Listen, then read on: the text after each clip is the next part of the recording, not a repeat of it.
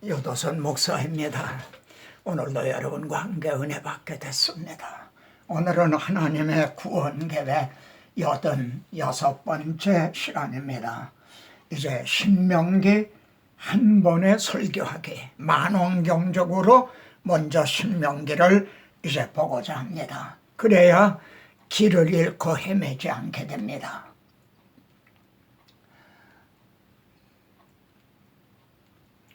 신명기는 모세가 죽기 전에 행한 세 편의 설교로 되어 있습니다. 모세는 하나님 앞에 구하옵나니 나를 건너가게 하사 그 젖과 꿀이 흐르는 그 약속의 땅을 좀 보게 하옵소서 하고 정말 간절히 구했습니다. 그랬는데 하나님은 그만해도 족하니 이 일로 다시 내게 말하지 말라 딱 자르셨습니다. 그만해도 족하니, 왜 이렇게 하나님은 정말 냉정하리 할 정도로 이렇게 거절하셨는가? 모세가 얼마나 정말 그런 죽을 죄를 범했단 말인가? 하나님은요 유기적으로 섭리하시는 하나님이십니다. 모세는 율법의 대명사거든요. 그래서 율법은 우리를 그리스도에게로 인도하는 말이죠. 여호수아는 그리로 들어갈 것이니, 여호수아가 이스라엘에게 그 땅을 기업으로 차지하게 하리라. 모세가 아닙니다. 여호수아가 말입니다. 그런데 하나님께서는 모세에게 너는 안 돼, 그냥 덮어놓고 그러시는 게 아니라 내가 무리바 거기에서 반석을 물을 내라 하고 명하라 그랬는데 2번이나 쳤죠. 그래서 그것을 유기적으로 사용하셔서 너는 안 된다 그러시는 거죠. 그러니까 여기에는 교훈적인 의미보다는 신학적인 의미가 더 크다는 겁니다. 그런데 여기 신명기에서 모세는 내 하나님 여호와께서 내 형제 중에서 나 같은 선지자 하나를 일으키시니 이렇게 말합니다. 이 말씀이 오순절 성령 강림 후에 바로 나 같은 선지자 그분이 오셨다. 그분이 바로 예수 그리스도 영적 출애굽을 시켜주실 분이다. 그러니까 여호수아가 이제 나와 같은 선지자 예수 그리스도로 이렇게 결부가 되고 있다는 점, 이 점을 놓치지 마시기 바랍니다. 세 편의 설교를 하게 된 동기가 뭔가? 가데스 바네아에 떠나 38년 동안이라 이렇게 방황하게 됐죠. 그리고 그때 1세대들은 다 멸망을 당하게 된 거죠. 그리고 2세대들은 시내산 언약에 참여하지 못한 자들입니다. 그래서 여호와께서 모세에게 명하여 모압 땅에서 1세대들에게는 시내산에서 이제 언약을 이제 세워주셨는데 2세대들에게는 모압 땅에서 그들과 세우신 언약의 말씀은 이러하니라. 이해가 되십니까? 1세대들은 시내산에서, 근데 2세대들은 가나안 땅에 바라보이는 모압 땅에서 그들에게 다시 언약을 세워주셨다. 이거를 언약갱신이라 이렇게 말합니다.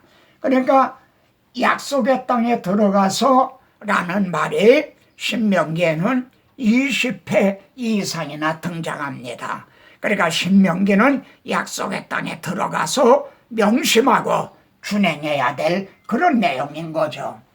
여기에서 우리가 명심하고 정말 잊지 말아야 될 것은 신명기를 말씀하는 근거, 그 기초, 그리고 신명기의 구조를 주목하는 일입니다. 신명기 하면은 교훈으로만 생각을 합니다. 그래서 제가 이 점을 강조합니다. 아브라함, 이삭, 야곱에게 세워주신 언약에 근거하고 있다는 겁니다. 신명기는 1장에서요 내가 하나님께서 내가 너의 조상 아브라함과 이삭과 야곱에게 맹세하여 그들의 후손에게 주리라 한 땅이니 찾아라. 이렇게 아브라함, 이삭, 야곱으로 야곱에게 맹세한 거로 시작이 됩니다. 그리고 이게 마지막 장이에요. 신명기 마지막 장에서 내가 아브라함과 이삭과 야곱에게 맹세하여 이게 주리라 한 땅이다. 이렇게 아브라함, 이삭, 야곱으로 시작을 해서 이 아브라함과 이삭과 야곱에게 맹세한 이것으로 마치고 있다는 겁니다. 그러니까 신명기에는요, 아브라함, 이삭, 야곱이 7번 나오고 조상 35번 맹세하셨다 35번이나 등장합니다. 그러니까 모세는 신명기를 기록을 하면서 하나님께서 아브라함과 이삭과 야곱에게 세워주신 메시아 언약, 그거를 붙잡고 그에 근거해서 신명기를 이제 말씀하고 있는 겁니다. 이 점이 중요한 겁니다. 그리고 첫 번 설교는요, 서론입니다. 1세대들이 왜 약속의 땅에 들어가지 못하게 되었는가, 그 점을 말하는 겁니다. 지금 첫 번 설교는 어디서 하고 있는가요? 요단 저쪽에서 선포한 말씀이니라. 그러니까 가나안 땅이 바라다 보이는 말이죠. 거기서 말씀한 거다. 언제? 40년 11월 1일에 40년을 방황한 후에 호렙산에서 가데스바네아까지는 열하루 길이라. 호렙산은 시내산을 가리키거든요. 가데스바네아는 12족장을 파송한 데까지입니다. 거기까지는 열하루 길이라는 거예요. 그러니까 바로 들어가면 직선 거리로는 열하루만 들어갈 수 있었던 것이 말이죠. 40년을 방황한 거죠. 2절과 3절 사이에는 근 40년이라는 것이 끼어 있는 거예요. 왜 이렇게 끼게 방황하게 됐습니까? 1세대들이 하나님의 그 약속의 말씀을 믿지 않았기 때문에요. 정탐꾼을 보내게 된 동기가 뭐냐? 모세는요, 너의 조상 하나님 여호와께서 주리라 하신 땅이니까 올라가 차지하라. 하나님이 주리라 하셨다. 그러니까 가서 차지하라. 그랬더니 두려워하지 말라. 주저하지 말라. 그랬더니 저들은요, 너희가 말하기를 아닙니다. 사람을 먼저 보내요. 그 땅을 정탐하게 하고 알게 하십시다. 그래서 모세가 12족장을 보내면은 그들이 와서 백성들에게 용기를 주고 정말 힘을 줄 것이다. 아마 그렇게 생각을 한 것 같아요. 그래서 그럼 그렇게 하자 했다는 겁니다. 그런데 그 결과는 우리가 민수기에서 본 바입니다. 하나님께서 맹세하셔서요, 한 사람도 말이지 볼 자가 하나도 없으리라. 여호수아 갈렙 외에는 말입니다. 그래 1차 설교의 결론은요, 오직 여호와는 하나님이시여 다른 신이 없는 줄을 알고 명심하고 오늘 내가 내게 명령하는 여호와의 규례 명령을 지켜라. 그러면은 약속의 땅에 들어가서 말이죠, 한없이 오래 살리라. 추방당하지 않고 한없이 오래 살리라. 그러니까 언약을 불신한 1세대들처럼 그 전철을 밟지 말아라.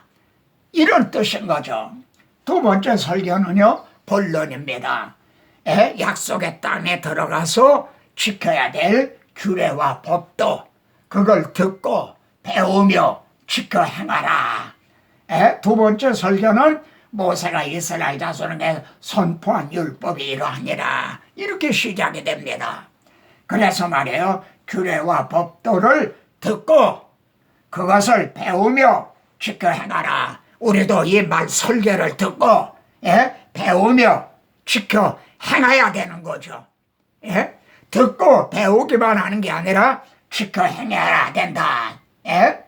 지켜야 할, 그리고 십계명이 여기 나옵니다.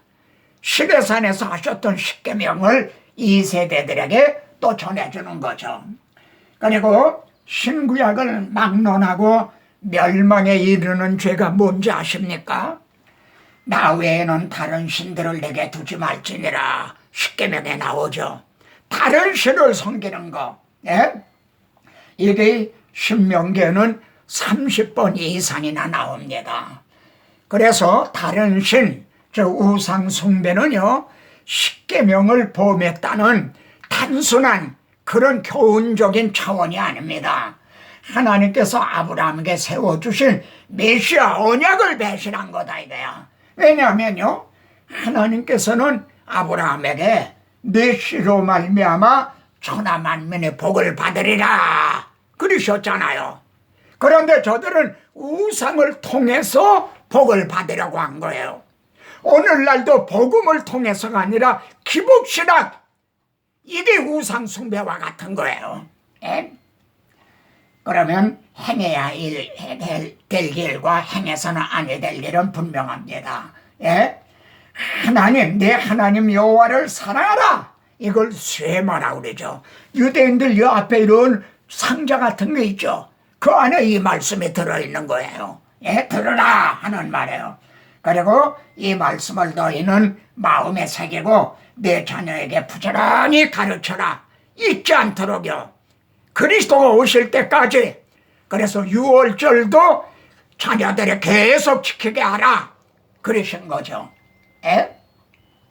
그리고 너희는 다른 신을 따르지 말라 하는 거 하고요. 내 포도원에 두 종자를 섞어 뿌리지 말라. 이건 농사법을 말씀하는 게 아닙니다.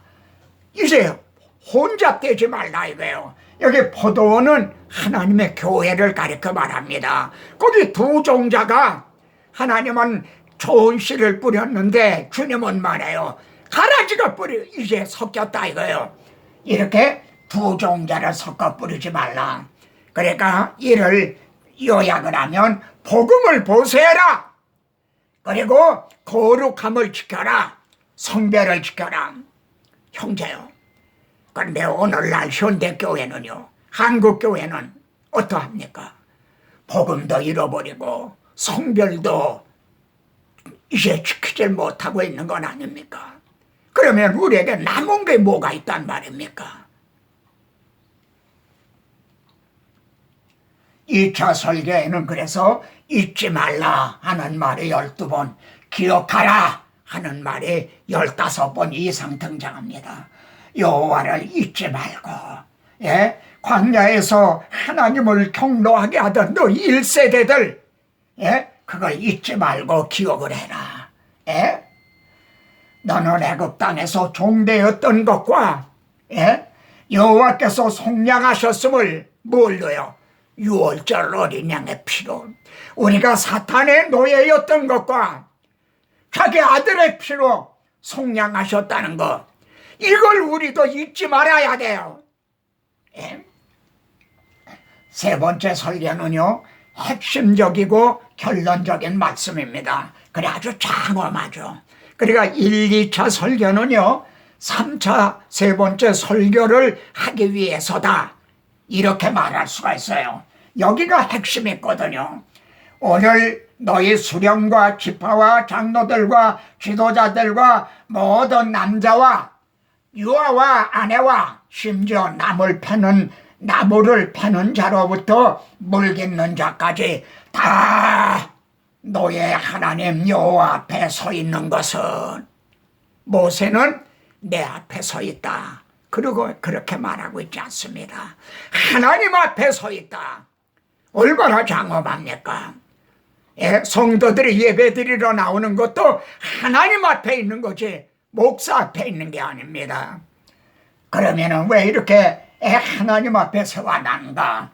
내 하나님 여호와의 언약에 참여시키기 위해서요. 예? 언약에 참여시킨다. 이게 중요합니다. 이 언약이 어떤 언약이었습니까? 여호와께서 오늘 내게 하시는 맹세에 참여하며 하나님의 언약하시고 맹세로 보증하신 것이 뭡니까? 아브라함에게 세워주신 창세기 22장입니다. 시내산에서 주신 율법은요, 맹세로 된 게 아닙니다. 하나님의 맹세로 주셨다면 그 율법을 폐할 수가 없는 거예요. 네? 자, 거기에 참여시키는 거예요. 예? 여러분, 불신자들은 뭡니까? 언약 밖에 있는 사람이에요. 언약하고는 상관이 없는 사람들이에요. 그러면 전도가 뭡니까? 그들을 언약에 참여시키는 거예요. 언약 백성이 되도록요. 예? 우리는 이방인들이었어요. 근데 예수 그리스도로 말미암아 언약에 참여하고 맹세에 참여하게 된 거죠. 분명합니까? 그래서 아브라함과 이삭과 야곱에게 맹세하신 대로 오늘 너를 세워 자기 백성을 삼으시고 바로의 노예였던 그들이 어떻게 해서 하나님의 백성이 되는 게 가능해졌습니까? 유월절 어린 양의 피로 속량을 통해서 우리도 예수 우리의 구속으로 말미암아 하나님의 백성이 자녀가 된 거죠. 친히 하나님의 되시려 하심이라. 하나님은 우리 하나님 우리 아버지가 되신 거죠. 예? 언약과 맹세는 하나님께서 행해 주신 겁니다. 그리고 첫째와 둘째 설교는 인간이 행해야 될 윤리인 겁니다. 그런데 이 언약과 맹세에 참여한 자들만이 이제 첫째와 둘째 설교를 준행할 수가 있는 거죠. 그 안에 그리스도의 영이 있는 사람만이 하나님의 백성답게 성화의 삶도 살 수가 있다는 말씀입니다. 모세가 모압 평지에서 느보산을 바라봅니다. 하나님이 이렇게 바라보게 하셨죠. 베들레헴 이쪽입니다. 예루살렘, 여리고. 예? 그리고 마지막으로 이렇게 말합니다. 이스라엘이요, 너는 행복한 사람이로다. 여호와의 구원을 너같이 얻은 백성이 누구냐? 저는 이 성경 구절을 써서 침대 머리맡에 붙여놨습니다.